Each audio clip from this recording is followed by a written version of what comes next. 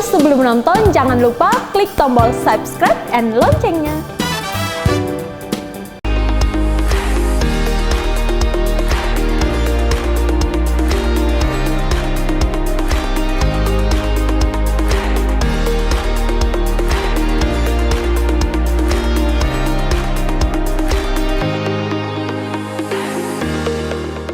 Halo pemirsa, sahabat Eljon, masih bersama saya Bagas. Kita dalam acara Indonesia Business Forum. Tentunya kita masih terhubung bersama narasumber kita hari ini. Di sini masih ada Bapak Benny Cuaca.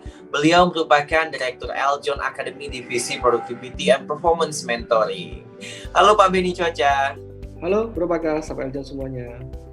Oke, terima kasih Pak Benny Cuaca. Tentunya masih terhubung hingga segmen terakhir kali ini ya Pak ya. Kita sudah cukup membahas secara menyeluruh mengenai ada apa dengan family business, baik tadi tantangannya juga ya Pak ya, dan mindsetnya juga harus kita transformasikan, dan Betul. perbedaan dari family business dan bisnis profesional pada umumnya seperti apa itu awalnya sama ya Pak ya, mungkin godaannya saja sedikit berbeda. Makanya tadi yang disampaikan Pak Benny, transformasi mindset dan ego. Nah, di segmen kali ini tentunya kita masih akan membahas juga ya Pak ya tentang family business.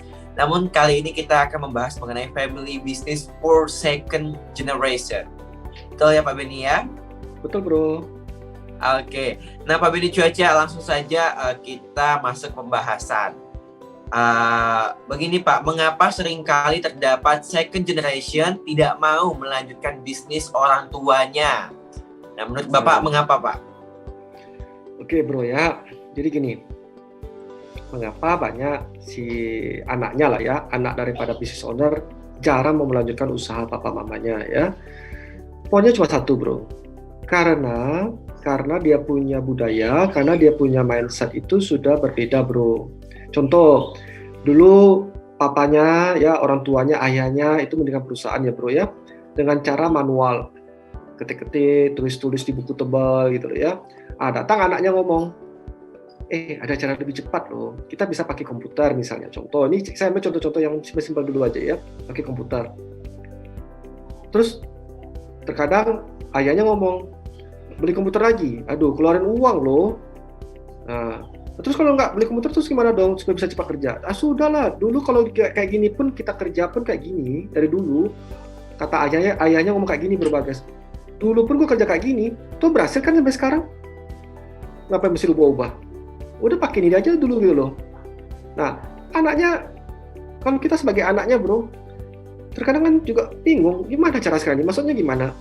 Harusnya kita tahu ini benar untuk zaman sekarang, karena kan bisnis itu kan berubah setiap saat ya Bro. Mungkin dulunya bisa sukses dengan cara seperti itu, tapi kan bisnis kan bergerak, kita harus beradaptasi. Itu yang anaknya tahu dan yakini. Tapi orang tuanya, ayah terkadang yakini, dulunya seperti ini ya sudahlah, udah bagus kok, dan sudah terbukti kita punya uang gara-gara cara seperti ini, lu jangan ubah-ubah. Nah lo, kalau soal seperti itu Berbagas sebagai anak dari family business owner gimana Bro? Saya sepertinya pindah haluan buat bisnis sendiri ya Pak ya, karena tidak jalan ya Pak Benny ya. Nah itu Bro, itu dia poinnya Bro. Nah berarti, sebenarnya Pak, berarti terdapatnya second generation yang memang tidak mau melanjutkan bisnis itu kurang lebih karena memang tidak sependapat ya Pak ya, bisa dibilang ya Pak ya, tidak sejalan pola pikirnya. Oke. Terus yang kedua gini Bagas sampai Eljon ya, kenapa lagi nggak mau second generation tadi?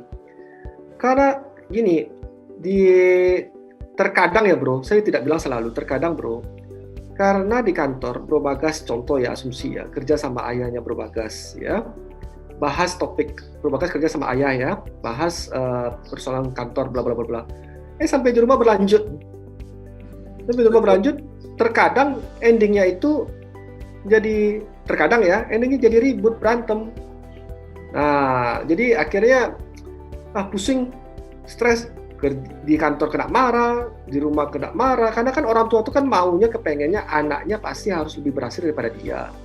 Ya. Nah, dia berasumsi dengan cara dia mendidik anak kayak gini sudah benar, asumsi dia, tapi dia melupakan satu hal, anaknya disekolahkan misalnya ke luar negeri, mendapat budaya dari luar negeri, sedangkan dia dulu disekolahkan dengan SD, SMP, mungkin SMP pun ada yang nggak tamat, ala kadarnya. budaya berbeda. Nah, yang mengirim anaknya ke luar negeri kan dia juga, dengan harapan bisa berhasil. Tapi dia melupakan culture di luar itu sudah terbentuk di anaknya. Karena anaknya sudah 4 tahun, 5 tahun di luar negeri. Nah, dibawa pulang ke dalam Indonesia.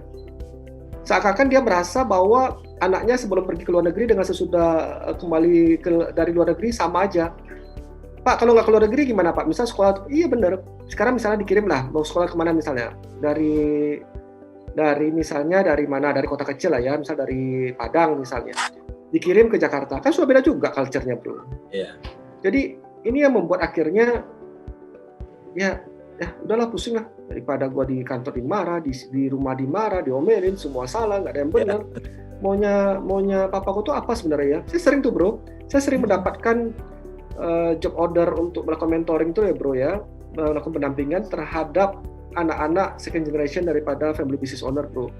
Saya bilang sama orang tuanya bro, karena saya kan tugas saya itu adalah bukan mengiyakan kedua belah pihak bro, tapi tugas saya itu adalah meletakkan fondasi ini kembali ke relnya.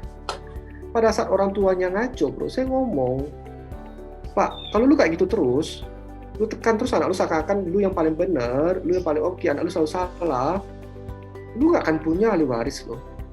Apa lu sudah siap membuat surat wasiat untuk disumbangkan ke pihak-pihak yang membutuhkan di luar sana harta lu? Kalau lu sudah siap seperti itu gak ada masalah itu. Tapi kalau lu sudah siap untuk mewariskan lu punya aset ke anak lu dan berbagi ke sosial juga, itu lain cerita. Pendekatannya nggak bisa seperti ini. Nah, terkadang ada yang mau dengar bro, terkadang juga nggak ada yang mau dengar bro. Lu lagi Ben, usia lu masih segitu, lu ngajarin gue lagi. Nah, sudahlah satu paket tuh bro Bagas. Oke. Nah, Pak, lalu bagaimana Pak agar family business ini bisa menjadi 7 turunan ya Pak ya, bisa berkembangnya 7 turunan, keturunan berikutnya lagi, tidak hanya second generation saja Pak. Oke bro, saya meyakini bro, setiap bisnis bro, baik family business atau bisnis profesional atau perusahaan go public, kita bisa capai 7 turunan itu bro, bahkan bisa lebih. Kenapa saya yakini itu? Bisa, asal satu kata kunci ya bro. Bisnis kita, orang-orang di dalamnya mau nggak untuk melakukan adaptasi terhadap suatu perubahan tadi. Kalau itu mau dilakukan bro Bagas, satu kuncinya saja bro Bagas, beradaptasi dengan perubahan yang terjadi. Jangankan 7 turunan bro, asal tujuan bisnis itu kembali ke tujuan mulianya, meningkatkan kesejahteraan seluruh pihak, jangankan 7 turunan, mungkin tidak habis bro sampai 77 turunan bro. Nah, kata kunci tadi apa bro? Mau beradaptasi terhadap perubahan itu sendiri bro. Nah, contoh foundernya sudah usia 70, 80, 90. Ini ada case menarik, ada bukan case menarik ya bro ya. Saya barusan nih bro, beberapa minggu belakangan ini ditawarin bro. Bro Bagas percaya nggak? Ada seorang business owner usianya 90 tahun bro. Wow. Masih menjalankan bisnis tadi bro. Dan ini ingat sekali lagi bro Bagas sama Eljon ya, segala macam yang saya sharing di sini adalah true story. Ini proses mentoring. Ya bukan proses training nih, mentor itu adalah sharing apa yang sudah saya alami. 90 tahun bro, 90 tahun usianya bro. Menurut Bro Bagas itu dia memimpin bisnis itu loh bro, 90 tahun bro. Harusnya sudah di ya Pak ya. Nah pertanyaan berikutnya muncul kan, anaknya mana, cucunya mana? Cucunya pasti juga sudah usia 35-an kan, pasti kan, kalau kita bagi aja 30-30. Nah kemana perginya semua itu? Nah terus kalau sudah berusaha sama bisnis owner 90 tahun, kira-kira ngambil keputusannya nanti, itu kira-kira kita nggak usah ngomong lah. Kalau pikiran otaknya pasti bagus, tapi daya pendengarannya, daya penglihatannya, apanya pasti sudah mulai turun, benar nggak bro? Iya betul, setuju. Nah, terus pertanyaan saya berikutnya, kapan mau dilakukan second generation? Kalau tetap bertahan di usia 90 tahun masih mengelola bisnis owner tadi, salah nggak? Nggak ada yang salah, nggak ada yang salah. Tapi sudah harus segera mungkin melakukan serah terima agar turunan generation yang kedua dapat, generation ketiga dapat semuanya.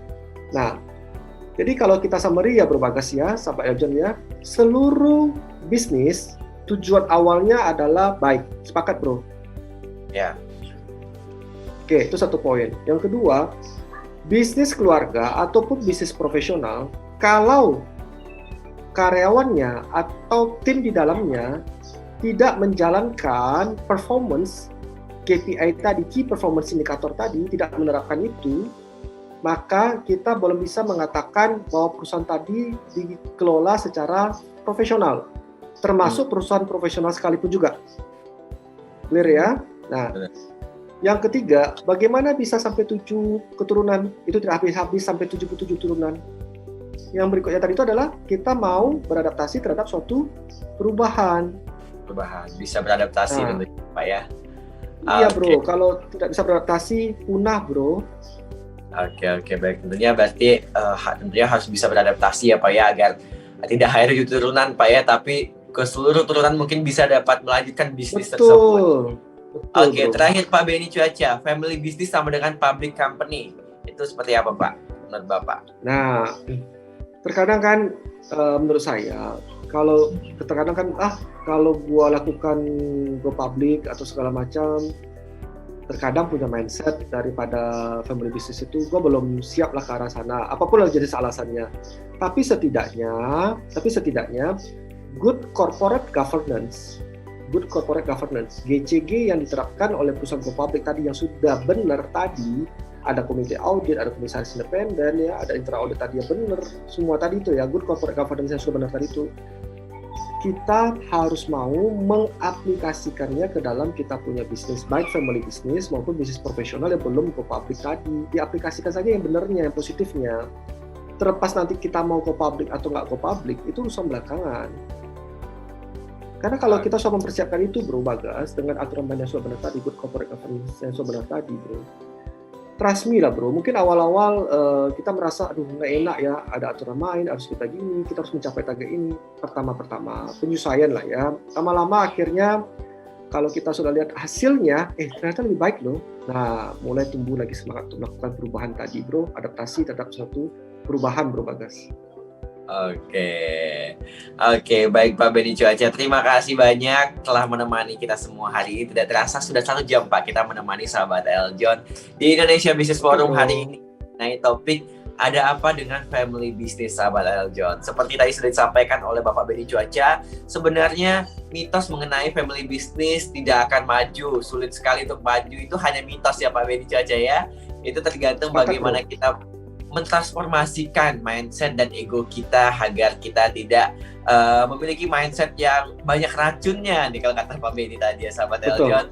Dan perlu sekali kita menghadirkan ya Pak Benny ya namanya bisnis profesional ya Pak yang agar bisa medical check up kan kita di dalam family business agar kita tetap satu jalan dengan bisnis profesional pada umumnya, tidak ada godaan-godaan lainnya yang mengganggu dalam family business. Tentunya family business juga kita yakin, kita sepakat pasti mampu berkembang maju, tidak ada yang namanya mitos-mitos tidak bisa maju. Oke, terima kasih Pak Benny Cuaca telah menemani kita hari ini. Sahabat Eljon, jangan khawatir jika Anda ingin mendapatkan informasi seputar dunia bisnis lainnya. Terus saksikan saya Bagas Ripada bersama Bapak Benny Cuaca di Indonesia Business Forum lainnya hanya di Eljon TV. Untuk itu sahabat Eljon, sampai jumpa lagi di episode lainnya. Terima kasih juga Pak Benny Cuaca, sampai bertemu kembali. Thank you Bro Bagas, sahabat Eljon semuanya.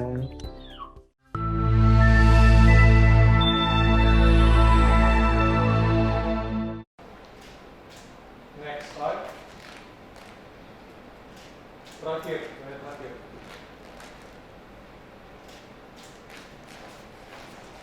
Udah nontonnya? Jangan lupa like,